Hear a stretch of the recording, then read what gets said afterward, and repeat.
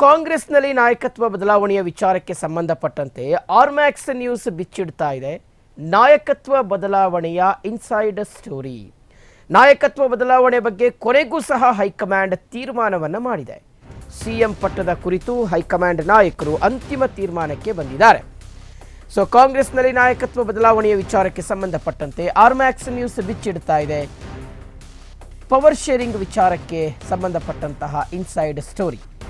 ನಾಯಕತ್ವ ಬದಲಾವಣೆ ಬಗ್ಗೆ ಕೊನೆಗೂ ಸಹ ಹೈಕಮಾಂಡ್ ತೀರ್ಮಾನಕ್ಕೆ ಬಂದಿದೆ. ಸಿಎಂ ಪಟ್ಟದ ಕುರಿತು ಹೈಕಮಾಂಡ್ ನಾಯಕರು ಒಂದು ನಿರ್ಧಾರಕ್ಕೆ ಬಂದಿದ್ದಾರೆ. ಹಾಗಾದರೆ ಹೈಕಮಾಂಡ್ ಕೈಗೊಂಡಿರ್ತಕ್ಕಂತಹ ಆ ತೀರ್ಮಾನವಾದರೂ ಏನು, ಮುಂದಿನ ಹಂತಗಳಲ್ಲಿ ನಾವು ಹೇಳ್ತಾ ಹೋಗ್ತೀವಿ.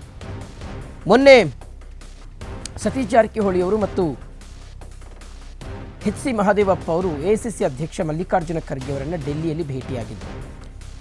ಅವರ ಭೇಟಿಯ ನಂತರ ಸತೀಶ್ ಜಾರಕಿಹೊಳಿ ಅವರು ಹೊರಗಡೆ ಬಂದು ಮಾಧ್ಯಮದವರ ಜೊತೆಗೆ ರಿಯಾಕ್ಟ್ ಮಾಡ್ತಾರೆ. ಆ ಟೈಮಲ್ಲಿ ಅವ್ರು ಹೇಳಿದ್ದೇನು ಅಂದರೆ, ವೇಟ್ ಈಸ್ ಓವರ್, ಹೈಕಮಾಂಡ್ ಒಂದು ತಾರ್ಕಿಕ ನಿರ್ಧಾರಕ್ಕೆ ಬಂದಿದೆ, ನಾವೊಂದು ಕನ್ಕ್ಲೂಷನ್ಗೆ ಬಂದಿದ್ದೀವಿ ಅಂತ ಸ್ವತಃ ಮಲ್ಲಿಕಾರ್ಜುನ ಖರ್ಗೆ ಅವರೇ ನನ್ನ ಹತ್ರ ಹೇಳಿದರು ಅಂತ ಸತೀಶ್ ಜಾರಕಿಹೊಳಿ ಅವರು ಪ್ರೆಸ್ ಮುಂದೆ ಆ ಒಂದು ಹೇಳಿಕೆಯನ್ನು ಕೊಟ್ಟರು. ಸೊ ಅಲ್ಲಿಗೆ ಅಲ್ಲೊಂದು ಕಡೆ ಕನ್ಫರ್ಮ್ ಆಗ್ತಾ ಹೋಯಿತು, ಹೈಕಮಾಂಡ್ ಒಂದು ನಿರ್ಧಾರಕ್ಕೆ ಬಂದಿದೆ. ಇನ್ನು ಎಳೆದಾಡೋದು ಬೇಡ, ಈ ವಿಚಾರ ಎಳೆದಾಡಿದಷ್ಟು ಸಹ ಪಕ್ಷದ ಮೇಲೆ ಸರ್ಕಾರದ ಮೇಲೆ ವ್ಯತಿರಿಕ್ತವಾಗಿರ್ತಕ್ಕಂಥ ಪರಿಣಾಮ ಬೀರುತ್ತೆ, ಚರ್ಚೆಗಳು ಜಾಸ್ತಿ ಆಗ್ತಾನೆ ಹೋಗುತ್ತೆ.